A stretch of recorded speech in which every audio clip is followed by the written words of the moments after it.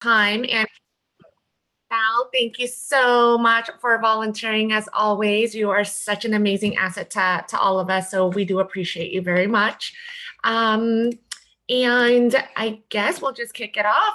Well, Sal is actually one of our compliance officer in our office, but also he is one of our top producers as well. And congratulations, you just won your regional award of top profit share as well. So I'm so happy for you on that as well.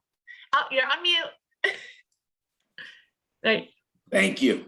You're welcome. You're welcome. Well, I mean, we definitely we were definitely very honored to have you, and in addition to that, we absolutely again appreciate you very much. So we'll just kind of go straight to the meats and the potatoes. Now, Okay. Sal, can you give us a little bit of kind of, let's kind of go back, not way back, but how did you get started in real estate? And quite frankly, for us, I mean, the younger generations as well, not that young, but our other younger generation, kind of how did you transition into real estate, and what even got you into real estate?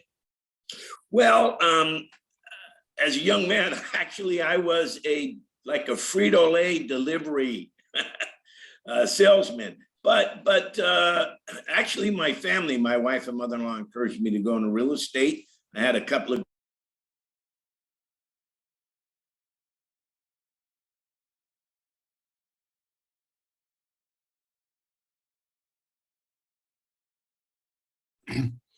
can you stop for a second, Kim? Can you unmute Sal again? Yeah, please. And then Mary, and then change Sal's name to say Sal instead of Louis. It's going to help us. Thank you, guys. Sorry about that. Yeah, it's my wife's laptop, so that's why we've got her name on it. Not a problem.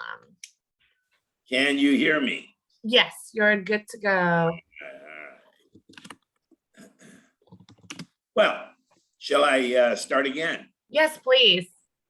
All right, so year after I was married, in the 70s, I was encouraged to go into real estate, and I joined a boutique. Turns out that my broker really was a mentor. He was at a small office, and he trained me day by day, and I did what I was told, which was knocking on doors, making phone calls. I sat open house, and at that time, it was easier to have an open house. There were plenty of listings. So I sat every weekend, mostly Saturday and Sunday. And the good advice I got from my mentor broker was, don't rely on your friends and relatives to make it in the business. You're going to need to go out and cultivate brand new clients every day, every week. And so by sitting open house, I joined community events. I volunteered, I joined the Elks Club, I joined the Lions Club, volunteered at my church parish, and I met people, made friends, and eventually started getting buyers and sellers, which I parlayed those into more buyers and sellers. But it does take a great deal of effort and time. Absolutely. No, and you know what? I'm so glad that you brought that up. Now, I love that you started the networking process. And I mean, in order for you to gain business, I would assume that you had to build a trusting relationship, correct? Right? So right. My broker had good advice for me all the time. One of the things he says, when you're working with people, don't think about or worry about the commission. To do a good job, treat them properly, and you will get clients, and you will do transactions, and you will close them, and you'll earn your living. But one of the reasons we liked the Keller Williams was the culture. You treat people the way you like to be treated, and it always came back to me by just doing the right thing. So the more professional we are, and then the more we're ethical, people will see it, and they'll see that you're trying to help them, and you're not just looking at the dollar at the end of the transaction. Correct. No, I absolutely agree. And in regards to the transactions as well, I mean, explain to us, what is a day in a Sal Sorrentino's life, right, of real estate? How does that look? How do you kick off your morning, and then how do you time block? I mean, I've seen you. You're always so busy, but you're never too busy to stop and help, right? I mean, a lot of us do have, time management. We struggle a little bit, and I personally do too. How do you do it? Well, I've got to confess, I'm not really good at time blocking, Got it. but I think I learned to do what was important and get it done as soon as possible, so that I had the time to deal with the things that pop up immediately. And I got up every morning, I shaved, I got dressed, I put on a tie and a jacket. I got to the office by 8:30, and I stayed in the office all day until 5 or 6 o'clock. And I was listening and talking to people. So one thing is, I put in those days, it was a full day of work, as though I was punching in. So by getting up, getting dressed, and getting into the office, my mindset was automatic. I was there to work, and it turns out I loved the work, and I had a passion for it. And it was very exciting whenever I met a new person and we clicked. It was a high for me, and I enjoyed helping them. And when I found they appreciated my work, it just pumped me up to go on to the next person. That's me. Oh, so that's not much of it was just day by day, step by step, and I enjoyed it. That's amazing. And what would be your advice to our next generation of realtors on, just kind of, segueing back to the passion, right? I mean, you're definitely on the spot. We should never ever look at the commission standpoint. It's all about either the passion, the integrity, the ethical, and how would you give advice to our next generation and how to handle their business? Well, there were not training classes in the 70s and the 80s, but and so I had to learn from my broker. And when he sent me to do something, I went and did it. Fortunately, he was a good man with good ethics, good advice, a lot of experience. And so I learned pretty much 80% of my philosophy from him. So having a good mentor that's going to lead you on the right track is important, but training is important. And I think it was probably late 80s into the 90s by the time I was going to training and seminars, which helped me, that they actually pumped me up. And I remember the first year I started going to seminars, I think I doubled my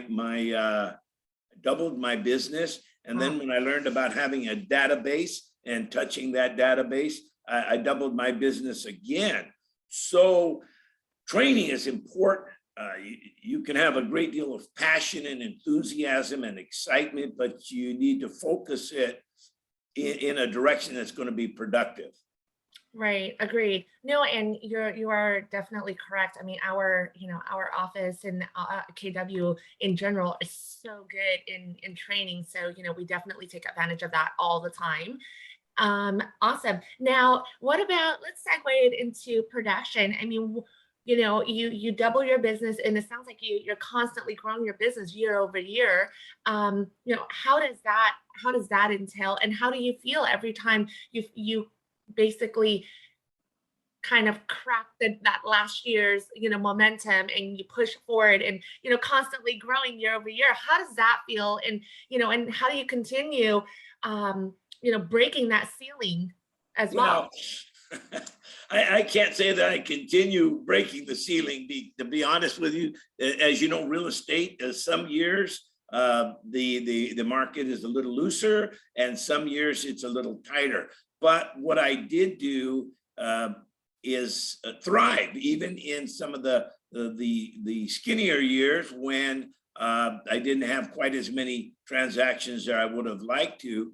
but by not overextending myself with properties in my home and my that type of thing, and not wasting money, I was able to produce every year and make a living.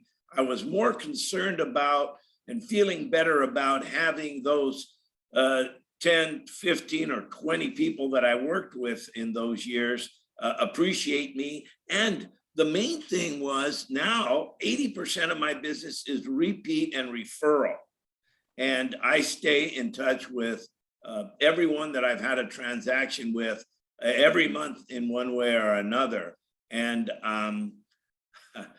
last night, I got a call out of the blue from someone said, hey, my cousin wants to buy this property. Go take a look at it and help them to buy it. So you've got to plant your roots and water them, which means constantly marketing yourself and being out there, meeting new people, doing open houses when you can, asking for the business. It's the old rules of asking for the business every time you have an opportunity. But you know, let me say this. I wanted to tell you something earlier. When I joined programs to volunteer or to help, or just join a group of guys in the community, like the Lions Club or the Elks Club, I didn't go there with the intention of giving out my business card and obtaining business. I went to enjoy myself, make new friends, and basically do good in the community. The fellows that came in looking just for clients for business in any profession were very easily seen as that, and it doesn't work out very well. So if you're sincere in your approach with people, I think you'll be recognized and appreciated. Absolutely. And I've seen that personally. You're one of the most genuine person. You are very sincere. It does reflect who you are as an individual, as a man, and as a leader. Well, so that thank that you. I can attest to. Absolutely. No, and that's great. So majority of your business now is repeat business. Are you currently farming? Are you still lead generating? I mean, is that something that you still do, and is that going to be a focus of yours at all? Well, I'm at a little bit different stage, so I'm not knocking on doors, and I'm not doing much of the open houses unless my clients ask me specifically to do it myself. So I market I still enjoy mail outs of postcards. Every month I'm touching a client, all of my database and around my listings and sales. So I've got beautiful cards going out every month to 500 to 1,000 people, reminding them I'm still here and I'm still working, and to give me a call. And I stay in touch with my database, especially the ones that become friends, by phone calls and emails. And quite frankly, I'm not a hard close, so I'm not asking for business every time I talk to them. I'm actually checking on them, how they're doing, and if I've got something important to say, but I'm not asking for business every time I talk to them. Got it. And maybe I ought to be, but my way isn't that way. Right. No, and I completely understand that. Well, and it sounds like for the most part, you don't have to ask for business because they already know who you are, because that relationship has already existed. But if you're not staying in touch, they forget. Earlier in my career, I run into someone, they'll go, oh my goodness, I just bought a house, I forgot you. I wanted to shoot myself. So I was too lazy to just stay in touch with a phone call, an email, a text. So that's what I do. Right. They No, appreciate it. I love that. So, and then in regards to your mailers, once they're out, you know that they have it. How does your follow-up look like, right? I mean, a lot of our business is a contact sport. You try to contact, you try to tackle as many as you can. So how does that look for you on the follow-up portion? Well, to be honest, I probably could follow up more frequently and better, but I have some of my old classmates from high school receive my cards who have done business with me and referred me to other classmates and other, in high school, we're all a little screwy, but it's wonderful to know that they trust me with their business today after those crazy adolescent years together. So I follow up with them, and sometimes they call me, and it looks to them when they are getting a postcard every month, they think I'm rolling high, but we each do our own amount of business, and the more we want to do, the more we're going to make that effort in all the fields, dealing with people, contact your database, meeting new people, asking for business. You've got to be out there. You can't be sitting at home only. It just relationship. That's another thing that I like about Keller Williams. Their classes will teach you what you need to do, and you don't have to do every single thing, but you need to focus and put some energy in a few of the directions to build your clientele and your career. No, I love that. That is very true. We don't have to do everything. We just have to pick a few and start off with the one thing. So I love that. Exactly. That is our motto. Absolutely. Now, okay. So thank you for this. This is amazing. I mean, I'm sure all of us had, pick up several golden nuggets already as it is. Now, on the compliance side a little bit, I definitely want to touch base on that. And I just want to kind of, reiterate on the importance of it. Now, you being also our compliance officer, what advices do you have for all of us that's transacting business on a day-to-day basis? Good. I'm glad you asked me that. I love the contract and disclosures. It's very important for us to understand that contract thoroughly. Every paragraph, you need to learn it. It's not just you fill in the blanks, because your client is going to recognize your knowledge. They're going to recognize your professionalism. They're going to recognize your ethic. You're going to end up revealing yourself to them. And when they know you know what you're doing, and you understand that contract, and you understand the disclosures, and you're going to protect them and guide them, you're of immense value. That's another thing that Keller Williams teaches us, and that is your value proposition. Why you rather than one of the other 5,000 agents?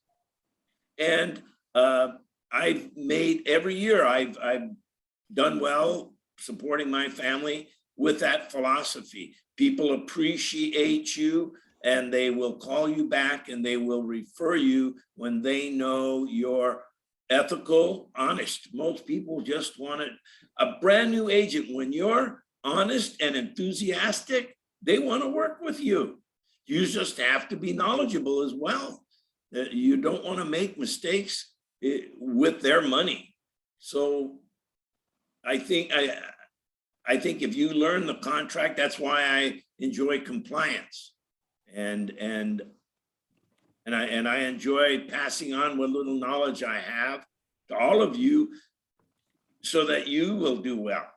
And that's what's wonderful about Keller Williams, I think, and our company. We've got so much culture. You can go to pretty much any other agent and say, what do you think I ought to do in this situation? And you'll get free advice. Hopefully you're going to the more experienced agents. Everyone will give you advice, but you want to go to the more experienced agents so you get good, solid advice. I enjoy helping agents through a difficult transaction. It's very rewarding for them, for their clients, and for me, to be honest with you. Agreed. Yeah. Well, again, I can attest to that because I was one of those agents that go to you for advices. But I always remember, and this is an advice that Sal has taught me as well, go for advices before you have a problem, not after, because then it's a little bigger challenge to handle. We actually have a question in our chat, Sal, for you. So you've been a consistent top producer for years, and you still show up each week to all of our office meetings. You actually, you teach our classes. You also attend classes yourself. What keep you going and so humble about it and showing up as if it's your first day in the business every day? Well, for me, I get excited. I like people. It's also my social life. I like the people in the office, and I enjoy being there with them. I get energy from it, and energy is important in this business. I've seen many agents through the years burn out and get grumpy and angry, and they think everything ought to fall into place. My mentor taught me that you just keep plugging away, and if things don't do well in one transaction, you just pick yourself up and go on to the next transaction. And you need energy, you need enthusiasm and joy in your life, and I get that from the people at the office. I enjoy people. Yeah, that's awesome. That's pretty much what it is. Yeah. Well, it's amazing, right? We sometimes, I remember when I first started real estate, I'm looking for that secret sauce. Is there is that like is it, a secret room that I need to go into just to, figure things out? And you're right. It is just the people, the joy and the passion. And you couldn't say that. I couldn't even say that any better than you did. Just nailed it right on the spot. That's amazing. Yeah. So on top of that, in addition to, obviously all the many hats that you wear, if you were to pull out one thing that you love about real estate, what would that be? The one thing that you love the most above all else? Well, aside from making a living for my family, I would say the joy I get from being appreciated by my clients. They truly express their appreciation to me, and it makes me feel good. I know I'm doing the best that I can, and I see people tell me that they appreciate it, and they think that every good agent could do as well, but they don't. So they think I'm unique, and they continue to do business with me, and I continually do my very best so that I will be held in that esteem by them, and it gives me great joy. I'm happy. I sleep well every night. I don't mislead anyone. And business that I don't get doesn't belong to me, and that's why I think we all can make a living without stepping on each other's toes. I love that. Absolutely. And there's so many business out there that we don't have to step on each other's toes. That's We right. should support each other and use each other as leverage and resources. And and that's actually something I learned from you personally as one of my mentors as well. So I appreciate that. Oh, thank you. Now, what advice do you have? I know we're kind of coming down to our time here, but what advice do you have for all of us? Basically in a nutshell, if anything that we can take away, what should we take away from our call with you today? I think probably your attitude in the business. It's an old saying, but it's still true. It's positive thinking. You need to believe in yourself. You need to educate yourself so that you know what you're doing, and you're confident with what you're doing, and it shines through. People are going to see what you're talking about, and they want to work with you. So I think with that knowledge comes your confidence and positive thinking. I love that. I love that. Now, what about days where, we all have our ups and down days. What about the days that we don't feel we want to think positively? Like, oh, how would you handle something like that? What if there was a curveball that came from left field and we didn't have our mat ready, our gloves ready to catch that ball? How would we handle that? You reminded me of one situation. I I had, at this one time, I had 5 escrows going. You know, all 5 of them fell through. Oh my That goodness. is extremely unusual. You just don't lose 2 escrows or 3 at the same time. It was a miserable, miserable month. But you know what I said to myself was, okay, those weren't meant to be, but I'm going to go out and get those 5 transactions back again. Mhm. And though I didn't lose my clients, I went and found another property or found another buyer for that listing, and I consummated them. So persistence will win out over so much else. You just got to believe in yourself. And sometimes I just was stubborn and said, I lost that one escrow. I'm going to go get 2 more. And I went out and got 2 more. Even if I just made myself believe the next 2 was replacing that one. Right. But I kept going. I love that. I love that. No, that's amazing. It's so true. Persistency, consistency. I mean, those are things that is so powerful, that we all should be. But you need to take breaks. You need to rest. You need to recharge. You can't drive your batteries down to 0. So That's don't right. misunderstand, is being consistent is important, but you need to rest up, enjoy your family and your time off so that you can recharge those batteries and come back happy, enthusiastic, and energetic. Correct. Absolutely. Oh my God. That is so important. We have to take care of ourselves in order for us to take care of our clients and service our clients at a high level. So I completely agree with you on that. Wow. Thank you so much. I mean, Sal, this was absolutely amazing. As always, we love having you. And is there anybody on the call that has any other questions for Sal? Well, we're having a lot of great feedback for you. So I just want to share a few. Amelia, which is in our Calabasas office, said, great stuff. Thank you. Mary and Sal, have a great day. Ish, loved you always. Great info. Simon, he's our TL in our South Bay office. He agreed. Persistent, persistent, and persistent. Many, of course. I mean, you've hit so many great uh, you know, avenue of our business that we absolutely appreciate it. Thank you for your time. We again, we're so grateful to have you. Well, thank you for having me. I Yes. appreciate it. I enjoyed it. I didn't know we had so many offices involved. I think that's exciting. Yes, I know. Well, thanks to Manny and Jennifer, of course. I mean, without them, I mean, we wouldn't meet all these beautiful people, that's in our network and our sister offices. We absolutely appreciate That's it. our culture. That is our culture. And that's how we're going to all Absolutely. prosper under it. Thank you. Thank you. Manny, you unmute. Did you want to say something? No, I mean, you guys are awesome. Salvador, you're a leader by example. And, this is so beautiful and sincere because, for so many years, your consistency is a true reflection of how a realtor should be.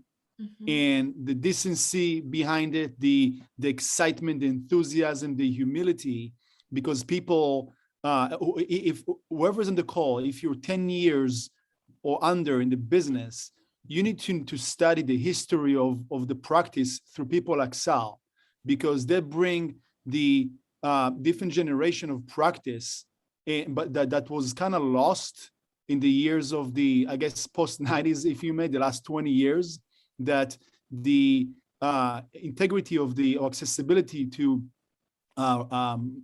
resources or what have you became just like anybody can do it or can access it, and it just a different mentality. So again, thank you for Sal for preserving that integrity and the respect to the industry and what makes us realtors.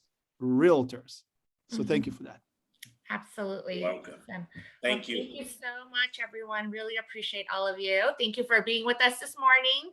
Go out there, stay persistent, stay consistent, and go make some money and service our clients. All right, guys. Have a good day. Thank you. Take care. Good job, Mary. Thank you, everybody. Thank you, Manny. Thank you. Bye, guys.